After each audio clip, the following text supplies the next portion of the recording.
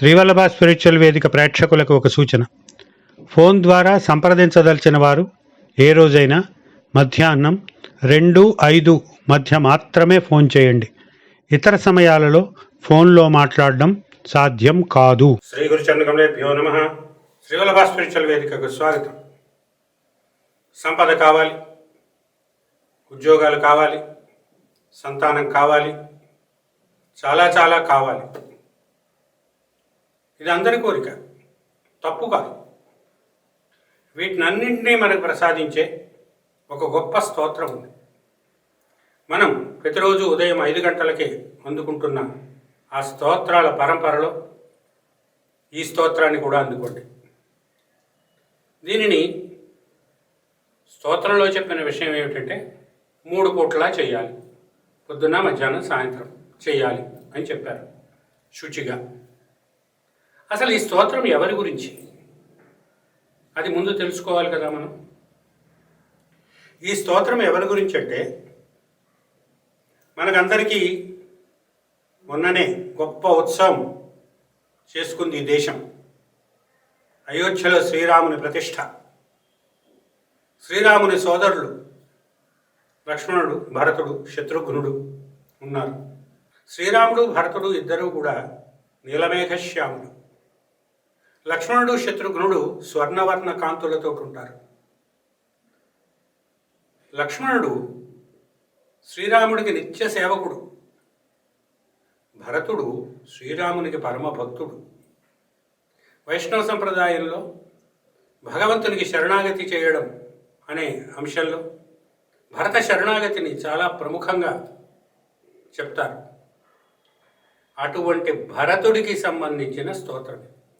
రాముణ్ణి స్తుతించడం మాత్రమే కాదు, రామునితో సంబంధం ఉన్న వాళ్ళు ఎవళ్ళని స్తుతించినా, రామ సోదరులు, రామ సేవకులైన హనుమ, విభీషణుడు ఇలాంటి వారిని స్తుతించినా కూడా రామానుగ్రహం మనకి సంప్రాప్తిస్తుంది. ఈ స్తోత్రం భరతునికి సంబంధించినది. దీనిని శ్రీ భరత కవచం అంటారు. భరతుడు మన శరీరంలో ఉన్న అనేక భాగాలని రక్షించాలి, కాపాడాలి అన్నది దీని భావం.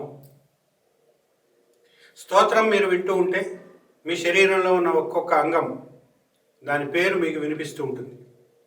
నిజానికి స్తోత్రాలు, ఈ కవచ స్తోత్రాలు ఏవైనా సరే చదివేటప్పుడు అక్కడ ఏ శరీర భాగాన్ని మనం చెప్తూ ఉంటామో స్తోత్రంలో దాన్ని స్పృశించాలి అంటారు. అంతేకాకుండా దీనికి ఋషిన్యాస, అంగన్యాస, కరన్యాసాలు కూడా ఉంటాయి కవచ స్తోత్రాలకి. ఎందుకంటే కవచాలన్నీ మహామంత్రస్య అని మొదలవుతాయి. అయితే ఈ ఋషిన్యాస, అంగన్యాస, కరన్యాసాలు అనేవి గురుముఖత నేర్చుకోవాల్సినవి. అందరికీ అది సాధ్యం కాదు. కనుక కేవలం స్తోత్రపారాయణ చేయండి, ధ్యానం చేయండి, స్తోత్రపారాయణ చేయండి. ఇది కుంభసంభవుడైన అగస్త్యుడు చెప్పిన స్తోత్రం. దాన్ని అందుకోండి. అగస్త్యురువాచ అతః పరం భరతస్య కవచం తే వదామ్యహం సర్వపాపహరం పుణ్యం సదా శ్రీరామభక్తిదం కైకేయీతనయం సదా రఘువరన్యస్తే క్షణం శ్యామలం సప్తద్వీపపతేర్విదేహతనయా కాంతస్య వాక్యే రతం శ్రీసీతాధవసవ్యపార్శ్వనికటే స్థితావరం చామరం ధృత్వా దక్షిణసత్కరేణ భరతం తం విజయంతం భజే. ధ్యానం. రామచంద్ర సవ్య పార్శ్వే స్థితం కేకయజాసుతం రామాయ చామరేణైవ విజయంతం మనోరమం రత్నకుండలకేయూర కంకణాది సుభూషితం పీతాంబర పరిధానం వనమాలా విరాజితం మాండవీదౌతచరణం రశనానూపురాన్వితం నీలోత్పలదళ శ్యామం ద్విజరాజసమాననం ఆజానుబాహుం భరతఖండస్య ప్రతిపాలకం రామానుజం స్మితాస్యం చ శత్రుఘ్నపరివందితం రామన్యస్తే క్షణం సౌమ్యం విద్యుత్పుంజ సమప్రభం రామభక్తం మహావీరం వందే తం భరతం శుభం. ఏవం ధ్యాత్వా తు భరతం రామపాదే క్షణం హృది కవచం పఠనీయం హి భరతస్యేదముత్తమం. కవచ ప్రారంభం. ఓం పూర్వతో భరతః పాతు దక్షిణే కేకేయీసుతః నృపాత్మజ ప్రతీచ్యాం హి పాతూదీత్యాం రఘుత్తమ అధః పాతు శ్యామలాంగశ్చోర్ధ్వం దశరథాత్మజ मध्ये भारतवर्षेशः सर्वतः सूर्यवंशजः शिरोदक्षपिता पातु फालं पातु हरिप्रियः भ्रुवोर्मध्यं जनकजावाक्यै तत्परोऽवतु पातु जनकजा माता मम नेत्रे सदात्र हि कपोले माण्डवीकान्तः कर्णमूले स्मिताननः नासाग्रं मे सदा पातु कैकेयीतोषवर्धनः उदाराङ्गो मुखं पातु वाणीं पातु जटाधरः पातु पुष्करतातो मे जिह्वां दन्तान् प्रभामयः चुबुकं वल्कलधरः कण्ठं पातु वराननः स्कन्धौ पातु जटारातिर्भुजौ शत्रुघ्नवन्दितः करौ कवचधारी च नखान् खड्गधरोऽवतु कुक्षिं रामानुजः पातु वक्षः श्रीरामवल्लभः पार्श्वे राघव पार्श्वस्थः पातु पृष्ठं सुभाषणः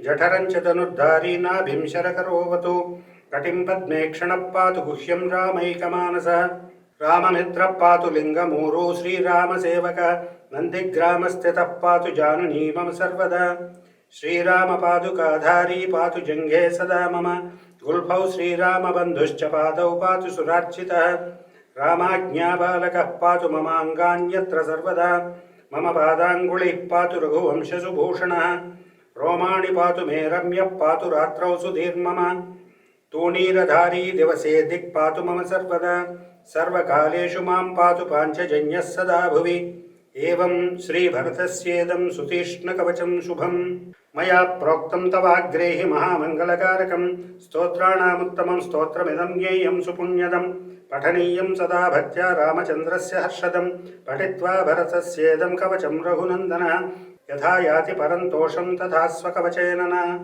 तस्मादेतत् सदा जप्यं कवचानामनुत्तमम् अस्यात्र पठनान्मध्यः सर्वान् कामानवाप्नुयात् विद्याकामो लभेद्विद्यां पुत्रकामो लभेत्सुतं पत्नीकामो लभेत्पत्नीं धनाद्धे धनमाप्नुयात् यद्यन्मनोभिर्षितं तत्तत् कवचपाठतः लभ्यते मानवैरत्र सत्यं सत्यं वदाम्यहम् तस्मात् सदा जपनीयं रामोपासकमानवैः इति श्रीमदानन्दरामायणे పంచదశ సర్గాంతర్గతం శ్రీభరతకవచం సంపూర్ణం.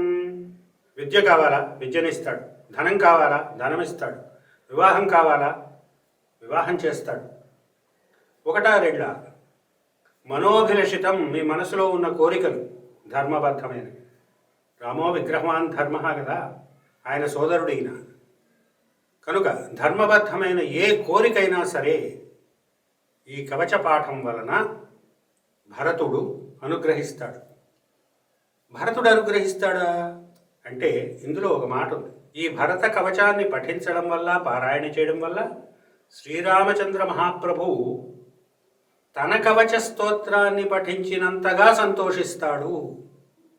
అంటే ఈ భరత కవచాన్ని మనం పఠించడం ద్వారా, పారాయణ చేయడం ద్వారా శ్రీరామచంద్ర మహాప్రభువు తన కవచ స్తోత్రాన్ని పఠించినంతగా, పారాయణ చేసినంతగా సంతోషంతో ఉక్కిరిబిక్కిరైపోయి మీకు కావలసినవన్నీ భరతుడి ద్వారా ఇచ్చేస్తాడు. ఇది ఇందులో ఉన్న కీలకం. కనుక ఈ స్తోత్రాన్ని, ఈ కవచాన్ని అందరూ కంఠమునందు కాదు, హృదయమునందు ధరించండి. కవచం అంటే శరీరానికి ధరించేది. యుద్ధానికి వెళ్ళేటప్పుడు రాజులు ధరిస్తూ ఉంటారు. అలాగే మన శరీరంలో ఉన్న సమస్తాంగాలకి రక్షణగా ఈ భరతుడు నిలవాలని, ఆ భరతుని ప్రీతి కలిగి, ఆ భరతుడు సంతోషించడం వల్ల శ్రీరామచంద్రుడు సంతోషించి మన మనోకామనలన్నీ పూర్తి చేయాలని ఆశిస్తూ, ఆకాంక్షిస్తూ స్వస్తి.